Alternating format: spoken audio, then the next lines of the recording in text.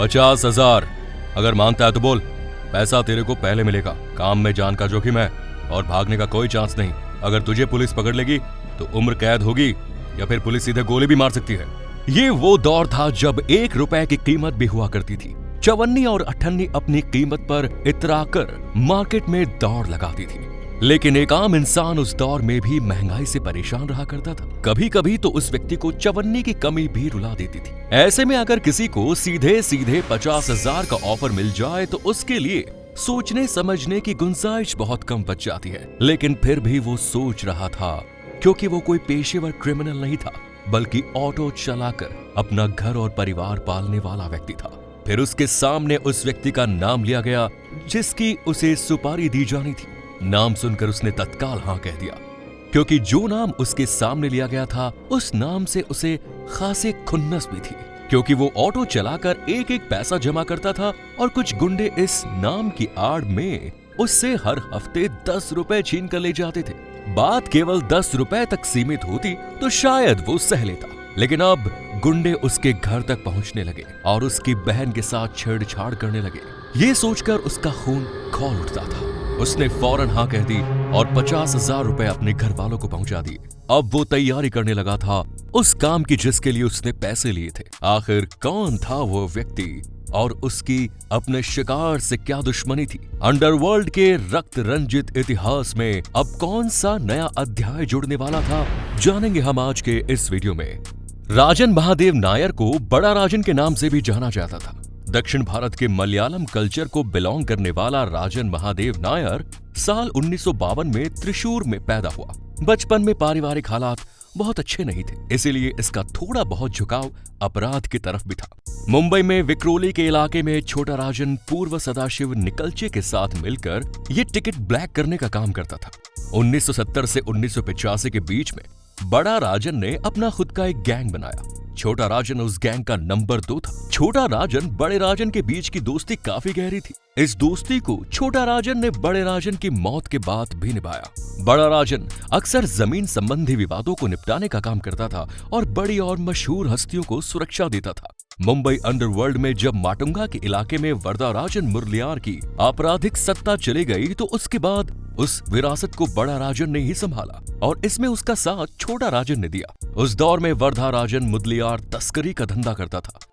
उसके चले जाने के बाद उसके धंधे पर करीम लाला और हासी मस्तान जैसे अंडरवर्ल्ड की डॉन की नजर पड़ गई, लेकिन बड़ा राजन ने उस धंधे को अपने कब्जे में ले लिया और पठान और मस्तान गैंग को इस इलाके में आने ही नहीं दिया।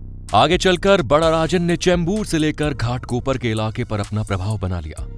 साल 1976 में बड़े राजन के मन में समाज सेवा का भाव पैदा हुआ। उसने तिलक नगर में सहयाद्री क्रीड़ा संघ की स्थापना की। हिंदू मुस्लिम एकता की मिसाल देते हुए बड़ा राजन ने दाऊद इब्राहिम के साथ भी संबंध स्थापित किए। इस बीच जब दाऊद के भाई साबिर कासकर की मौत हुई तो दाऊद इब्राहिम अपने भाई का बदला लेने के लिए बेचैन हो उठा। साबिर के हत्यारों में आमिरजादा नवाब खान का नाम भी शामिल था और इसे मारने के लिए बड़ा राजन ने सुपारी ली थी। टिकट ब्लैक करने के अपराध में यशवंत भाऊ जाधव बड़ा राजन का कॉम्पिटिटर बनकर उभर रहा था। उस समय का गैंगस्टर फिलिप पांड्रे यशवंत भाऊ का दोस्त हुआ करता था, जिसने एक ही बार में लोकल ट्रेन में राजन को चाकू मारा था। इसके कुछ समय के बाद बड़ा राजन की गैंग में फूट पड़ गई।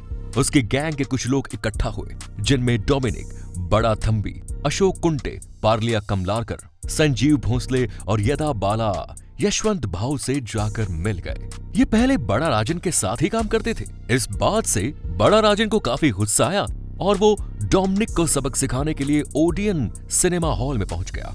यहाँ पर भोगीलाल नाम के एक आदमी ने डोमिनिक को छुपाने की कोशिश की और इस बात का जब पता बड़ा राजन को चला तो उसने भोगीलाल की जबरदस्त कुटाई कर दी। इस मारपीट में मुंबई पुलिस के कांस्टेबल रामचंद्र खरे और गोरखनाथ सकपाल को भी चोट आई।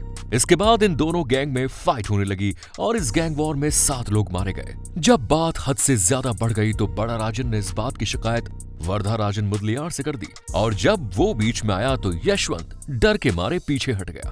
दोस्तों, राजन नायर की ये कहानी भी आगे जारी रहेगी, लेकिन अभी तक जिन साथियों ने चैनल को सब्सक्राइब नहीं किया है, जल्दी से चैनल को सब्सक्राइब कर दीजिए और नोटिफिकेशन बेल को ऑन कर दीजिए।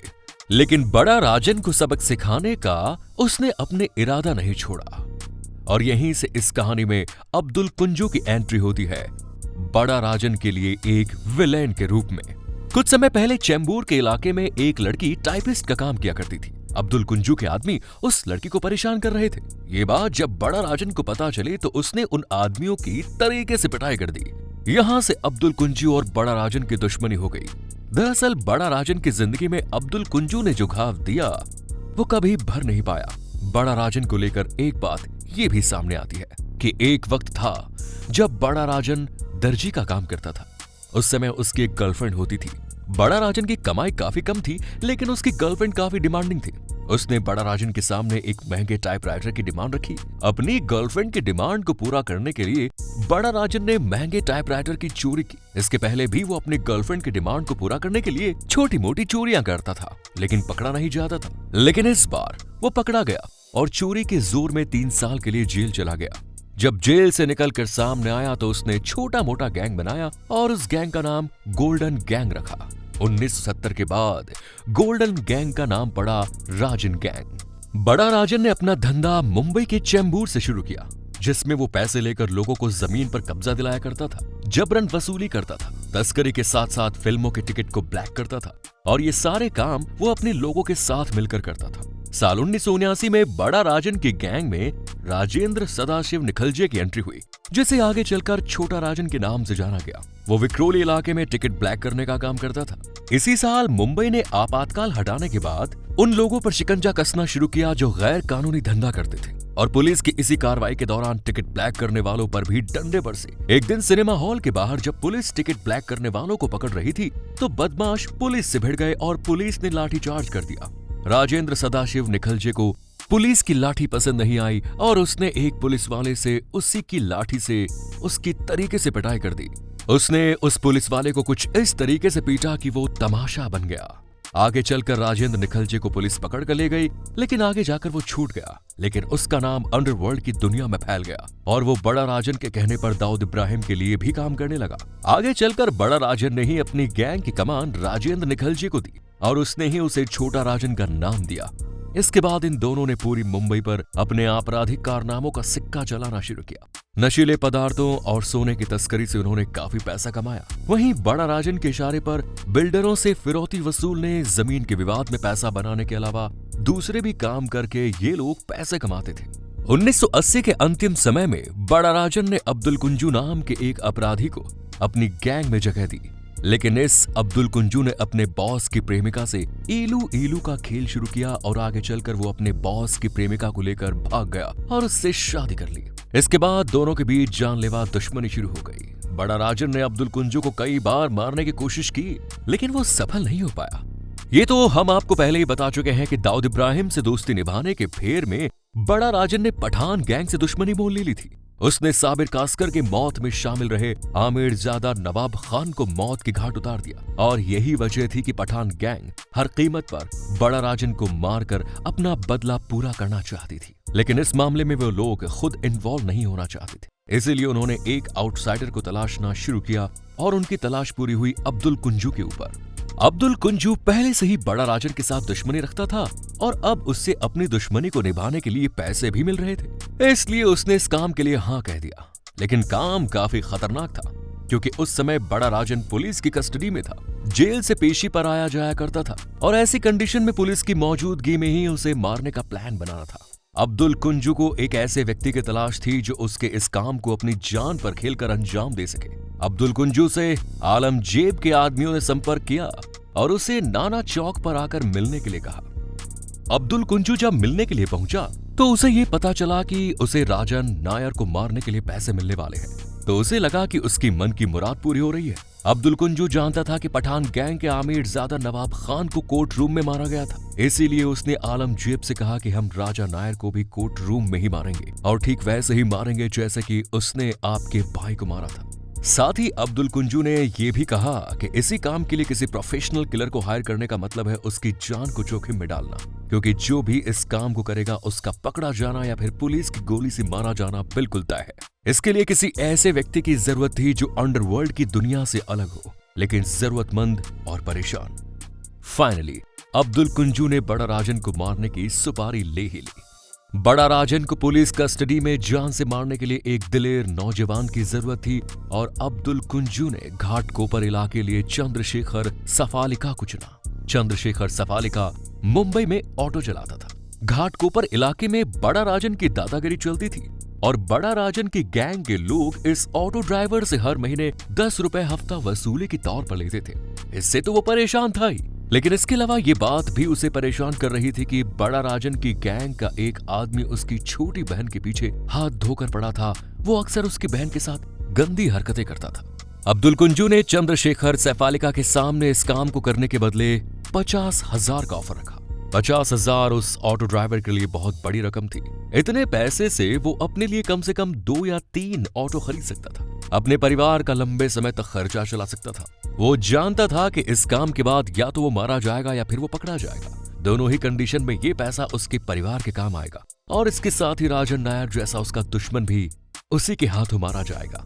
उसे राजन नायर से बदला लेने का मौका भी मिल रहा था, तो उसने इस काम को करने के लिए हाँ कह दिया। अब बारी थी पूरी प्लानिंग की।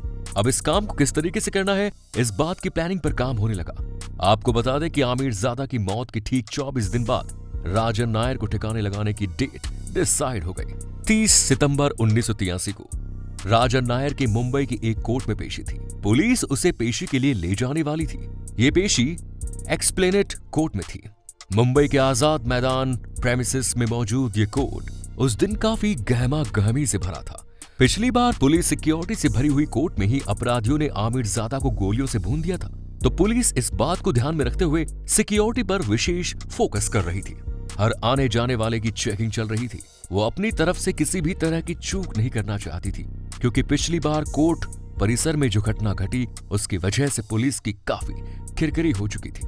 सिक्योरिटी स्टेप को ध्यान में रखकर ही पुलिस ने राजन नायर को कोर्ट में पेश किए जाने की बात को कोर्ट परिसर में मौजूद पुलिस के रोज नामचे वाले रजिस्टर में भी दर्ज नहीं किया, ताकि किसी को पता नहीं चले कि राजन नायर को कोर्ट में पेश किया जाएगा। हालांकि जज को मालूम था कि राजन नायर को आज कोर्ट में पेश किया जाना है। जब राजन नायर को कोर्ट परिसर में लाया गया तो उसने वहां के माहौल को समझने की कोशिश की। हर कोई टेंशन में लग रहा था। कोई भी वकील उसके करीब नहीं आना चाहता था।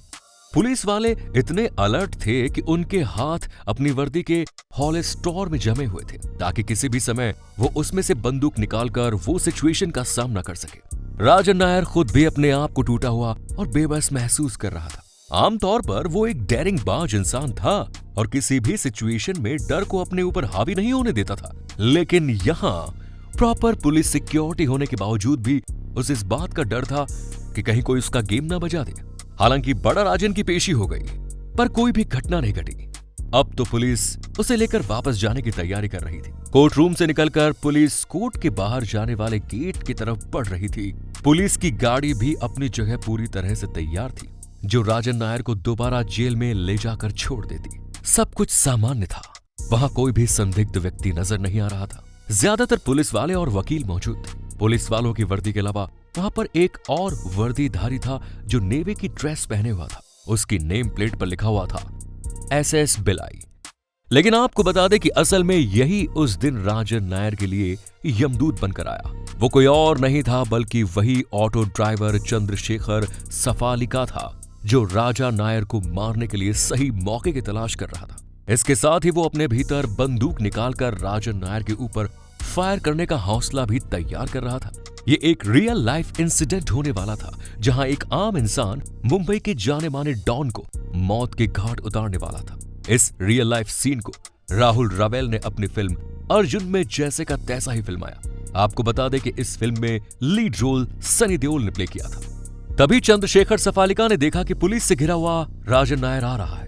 वहां मौजूद वकील भी उसे देख रहे हैं। नेवी की ड्रेस पहने चंद्रशेखर भीड़ के बीच से काफी तेजी से आगे निकला, तो पुलिस वालों को लगा कि ये नेवी ऑफिसर उन्हें कोई मैसेज देने के लिए आया है। लेकिन जब उसने अपनी बंदूक निकाली तब हर कोई हैरान रह गया, पर तब तक किसी के पास रिएक्ट करने के लिए कोई समय नहीं था।